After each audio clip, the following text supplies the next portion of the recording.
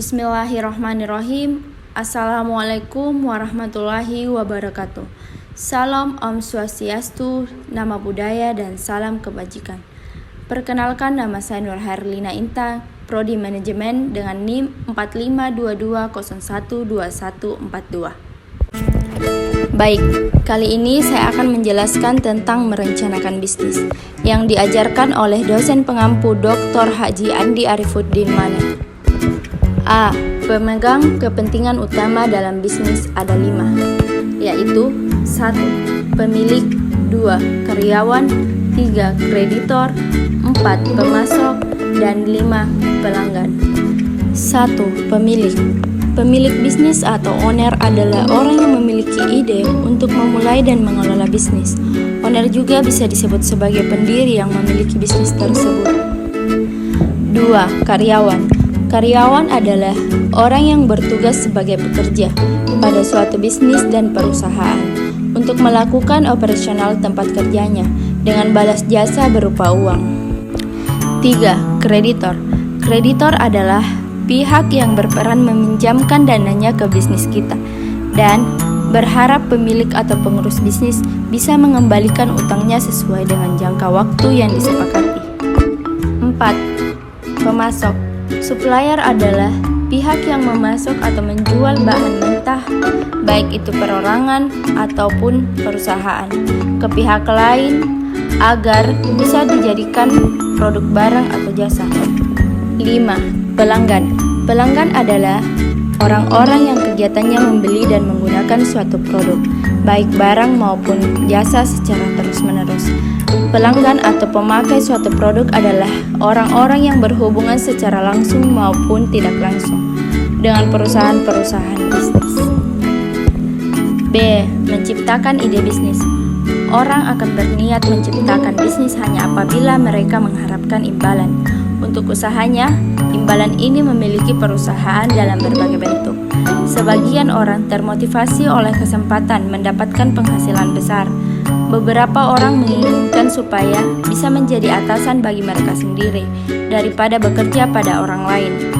Banyak orang yang senang dengan tantangan dan prestasi yang berhubungan dengan memiliki perusahaan. Sebagian besar pemilik perusahaan setuju bahwa semua karakteristik memotivasi mereka untuk memulai suatu bisnis. C. Pengaruh teknologi dalam menciptakan bisnis. Teknologi telah memberikan kontribusi dalam keberhasilan banyak bisnis dalam tahun terakhir ini. Teknologi dapat didefinisikan sebagai pengetahuan atau alat yang digunakan untuk menghasilkan barang dan jasa. Suatu rangkaian teknologi yang penting, teknologi informasi berkecimpung di dalam mempergunakan informasi untuk menghasilkan barang dan jasa, termasuk penggunaan komputer untuk memudahkan informasi antar departemen dalam suatu perusahaan, dan penggunaan internet untuk transfer informasi mengenai proses produksi suatu perusahaan. Memperkirakan lingkungan bisnis. Lingkungan yang mengelilingi bisnis meliputi lingkungan ekonomi, lingkungan industri, dan lingkungan global. 1. Lingkungan ekonomi. Lingkungan ekonomi diperkirakan untuk menentukan bagaimana permintaan untuk produk mungkin berubah dalam memberikan reaksi kepada kondisi ekonomi yang akan datang. Permintaan suatu produk dapat menjadi sangat sensitif tergantung kekuatan ekonomi. Namun demikian, kelayakan bisnis baru mungkin dipengaruhi lingkungan ekonomi. 2. Lingkungan industri. Lingkungan industri diperkirakan untuk menentukan tingkat persaingan jika pasar untuk produk spesifik hanya dilayani oleh sedikit dan beberapa perusahaan. Maka perusahaan baru mungkin dapat menangkap porsi yang signifikan dari pasar. Seorang juga harus bertanya, apakah produk serupa dapat diproduksi dan dijual dengan harga lebih rendah dengan tetap memberikan keuntungan yang wajar. Pertanyaan yang berkaitan adalah, apakah bisnis baru akan dapat memproduksi suatu produk kualitas tinggi daripada produk pesaing ide hasil distribusi mempunyai keunggulan harga atau kualitas daripada pesaingnya. 3. Lingkungan global. Lingkungan global diperkirakan untuk menentukan bagaimana permintaan produk mungkin berubah dalam reaksi kepada kondisi global yang akan datang. Permintaan global suatu produk bisa sangat sensitif mengubah ekonomi luar negeri, jumlah pesaing asing, kurs, mata uang, dan regulasi perdagangan internasional. Rencana pemasaran. Rencana pemasaran difokuskan pada target pasar di samping karakteristik produk, penentuan harga, distribusi, dan promosi. 1. Target pasar. Profil pelanggan atau karakteristik dari pelanggan khusus berdasarkan jenis kelamin, hobi, umur, dan sebagainya. Harus diidentifikasi. Ini menolong dalam menentukan target pasar yang terdiri dari pelanggan yang pantas untuk profil pelanggan. Buku fiksi untuk dewasa mempunyai target pasar yang lebih besar daripada untuk anak-anak. 2. Karakteristik produk. Produk harus digambarkan yang menekankan apa yang menjadi produk tersebut lebih diminati daripada produk sejenis yang ditawarkan oleh pesaing. Suatu produk mungkin diminati karena lebih mudah dipakai, lebih efektif, atau lebih awet. Apapun keunggulan kompetitif produk ini dari produk sejenis dari pesaing harus dijelaskan. 3. Penentuan harga. Penawaran harga yang diusulkan dari produk harus diumumkan. Harga produk serupa yang dijual pesaing harus pula disebutkan. Harga akan mempengaruhi permintaan untuk produk. 4. Distribusi. Cara produk yang akan didistribusikan kepada pelanggan harus diterangkan. Beberapa produk dijual langsung ke pelanggan, ada juga yang didistribusikan lewat pengecer. 5. Promosi.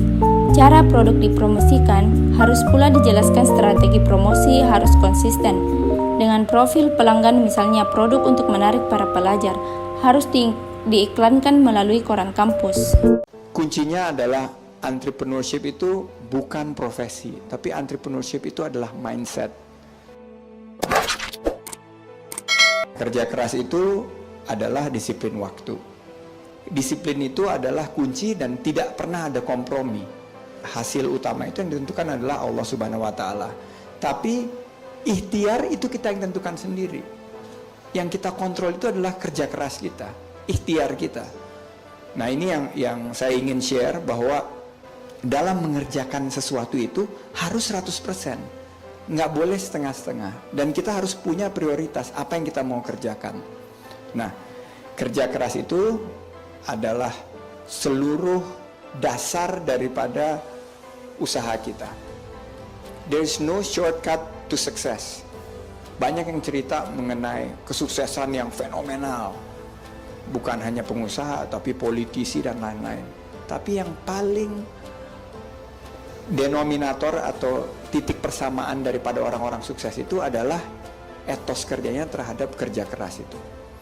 Apa yang harus kita pelajari, apa yang harus kita tarik garis menjadi benang merah, menurut saya yang paling gampang itu adalah setiap dapat kesempatan kita memberikan 100% daripada kemampuan kita. Itu yang namanya definisi kerja keras. Nomor 2, pengusaha yang sukses itu ternyata memiliki hobi yang sama, yaitu hobi baca. Dan sekarang ini kan baca nggak cuma baca buku, baca di internet, di online juga sudah banyak. Karena informasi itu begitu banyak, perkaya diri kita dengan informasi yang sebanyak-banyaknya. Karena informasi itu adalah kunci kesuksesan dan kunci kemenangan kita dalam pertarungan di era globalisasi ini. Jadi dapatkan informasi sebanyak mungkin. Dengan informasi yang sebanyak mungkin dan dengan membaca itu, saya yakin kita mampu berada paling tidak 20 atau 30% di depan daripada pesaing-pesaing kita. Karena hidup ini penuh persaingan. Kita nggak bisa melihat hanya di konteks bahwa kita ini individualistik, tapi kita harus betul-betul memiliki daya saing yang tinggi sehingga kita bisa mampu mencapai tujuan kita. Kuncinya adalah entrepreneurship itu bukan profesi, tapi entrepreneurship itu adalah mindset. Kita harus memiliki mindset seorang entrepreneur. Apa mindset seorang entrepreneur? Tahan banting, tidak pernah puas, jujur, ulet, amanah, tidak pernah give up, tidak pernah menyerah, dan selalu berpikiran positif, optimis, konstruktif. Tidak pernah berpikir negatif, tidak pernah pesimis, tidak pernah senang melihat kegagalan orang. Tapi kalau ada orang kegagalan, hatinya iba, tidak pernah iri terhadap kesuksesan orang, tapi begitu ada kesuksesan orang, dia mencari apa di balik kesuksesan orang ini yang kita bisa pelajari. Nah, dengan etos kerja dan mindset entrepreneurship yang tadi saya sudah share, kita akan mampu mensiasati beberapa cobaan yang kita hadapi di dunia ini. Percaya.